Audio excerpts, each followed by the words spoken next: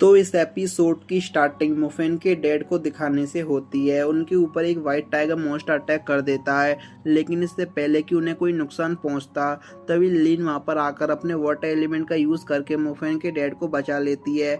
लेकिन इन सब के दौरान मुफेन के डैड काफी ज्यादा थक चुके थे, वे लिन की गोद में ही बेहोश हो जाते हैं। तो दूसरी तरफ हम मुफेन को भागते हुए देखते हैं। वो इस सोल्जर के पास आकर पूछता है कि क्या वो यहाँ पर आए लोगों की लिस्ट देख सकता है, ताकि उसे अपने डैड के बारे में पता चल सके कि वो यहाँ पर आए हैं या फिर नहीं। लेकिन बदकिस्मती से लिस्ट में उसके डैड का नाम नहीं होता।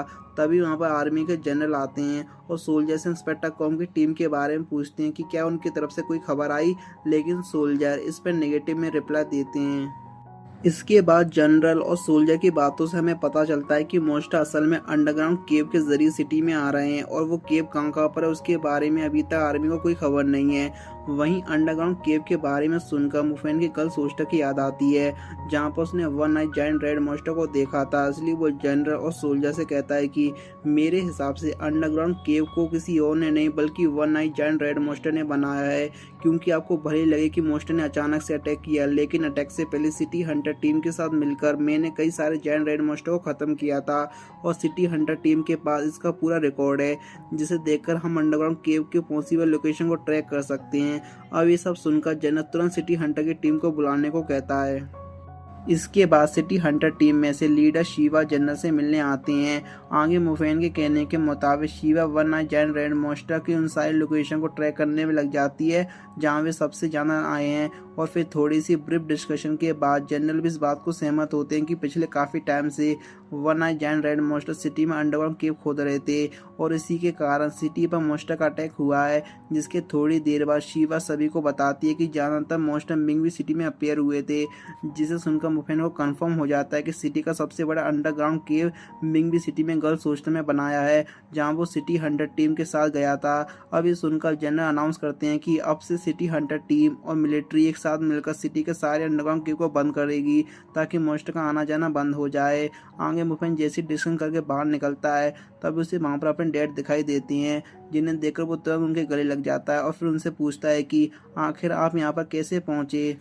जिस पर डैड लिन के बारे में बताते हैं, लेकिन लिन उनके साथ नहीं आई थी। तभी वहाँ पर ली और वे आते हैं, जो कि असल में सिटी हंटर ग्रुप के मेंबर थे।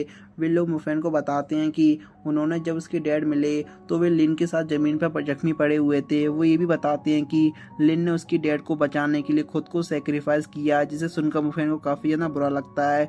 तो वहीं मुफेन के डैड सिटी के बारे में जानकर फूट फूट कर रोने लगते हैं, क्योंकि शिन वहीं के हॉस्टल में रहती है और ऊपर से उसके लेग्स भी काम नहीं करते। तो वहीं मुफेन मन में कहता है कि शिन ज़्यादा दूर तो नहीं जा सकती, इसलिए वो हॉस्टल के आसपास ही कहीं छुपी होगी। जिसके बाद हमें स्पेशल ग्रुप के स्टूडेंट्स दिखाए जाते हैं। वे लोग एक जगह पर बैठकर आराम कर रहे थे। तभी वे मिलिट्री वालों को सिटी हंटर ग्रुप के साथ बाहर जाते हुए देखते हैं, जिनके साथ मुफेन भी बाहर जाने की बात कर रहा था। इसलिए वे लोग वहां जाकर उसे समझाने की कोशिश करते हैं कि सेफ जोन से बाहर जाना खतरे से खाली नहीं है, उसकी जान को भी खतरा हो सकता है। लेकिन माँ बाप मुफेन के डैडी समझ चुके थे कि मुफेन शिन को ढूंढने के लिए बाहर जा रहा है और इसलिए मुफेन से कहते हैं कि मुझे पता है कि तुम शिन को ढूंढने के लिए बाहर जा रहे हो, लेकिन शायद वो अब जिंदा नहीं होगी। जिस पर मुफेन कहता है हाँ ठीक है, लेकिन अगर वो जिंदा हुई तो जरूर वो कहीं छुपकर मेरे आने का इंतजार कर रही होगी और इसलिए मुझे उसे ढूंढने के लिए जाना ही होगा। अब ये बात सुनकर जनरल उसे अपने साथ लेकर जाने के लिए मान जाते हैं। जिसके बाद सब लोग गाड़ियों में बैठकर सेफ जोन से बाहर निकल जाते हैं। तभी सीन कट होता है और हमें शिन दिखाई जाती है और वो कई सारे लोगों के साथ एक साथ कमरे में बेसमेंट में फंसी हुई थी, जहाँ पर एक लड़की उसे पीने के लिए पानी देती है। तो शिन उसे थैंक्स बोलती है। दूसरी तरफ हम बचे हुए नौजवान मॉन्स्टर के साथ लड़कर यहाँ से बाहर निकलने की बात करते हैं, जिसे सुनकर एक प्लम्बर खड़ा होकर कहता है कि मैंने यहाँ पर कई सालों तक काम किया है, मुझे अंडरग्राउंड रास्तों के बारे में ठीक ठाक पता है, मैं सभी को यहाँ से बाहर निकाल सकता हूँ। जिसे सुनकर बाकी लोग सभी खुश हो जाते हैं, क्योंकि उनके हिसाब से अगर वे लोग अंडरग्राउंड रास्तों से गए तो मॉन्स्टर ने नहीं पकड़ पाएगा, इसलिए सब लोग वहाँ से जाने के लिए राजी हो जाते हैं। तभी वो लड़की शिन को पानी दिया, तब वो सभी को शिन की मदद करने के लिए कहती है, क्योंकि वो चल नहीं सकती। ये सुनकर सारे लोग ये कहकर मना कर देते हैं कि ऐसे टाइम पे हमें दूसरों की बजाय अपनी मदद करनी चाहिए, और बस इतना कहती वो लोग वहाँ से चले जाते हैं। जिसे देखकर वो लड़की शिन को अपनी पीठ पर चढ़ने के लिए कहती है, लेकिन शिन उसे मना करते हुए अपना ब्रेसलेट देकर कहती है कि अगर तुम सेफ जोन में पहुंच गई तो इसे मुफेन नाम के बंदे को दे देना, लेकिन उसे ये मत बताना कि मैं अभी तक जिंदा हूँ, कह देना कि मैं पहले ही मर चुकी हूँ। और फिर इसके बाद वो लड़की शिन को सॉरी बोलकर वहाँ से चली जाती है। अब इसके बाद शिन मॉन्स्टर के साथ लड़ने के लिए एक नाइफ बाहर निकालती है, जिसके बाद अगले सीन में हम जनरल लीडर और पूरी सिटी हंटर टीम को गर्ल्स हॉस्टल के बाद तरफ जाते हुए दिखाया जाता है, जिस दौरान उन लोगों को प्लान था कि गर्ल्स हॉस्टल में बने सबसे बड़े अंडरग्राउंड केव को डिस्ट्रॉय करना ताकि मॉन्स्टर सरफेस पर आना बंद हो जाएं। अब क्या वो मॉन्स्टर को रोक पाएंगे या फिर नहीं, और इससे मुफेन क्या करने वाला है, ये तो हमें अगले एपिसोड में ही जानने को मिलेगा। अभी तक के लिए एपिसोड यहीं पर खत्म होता है।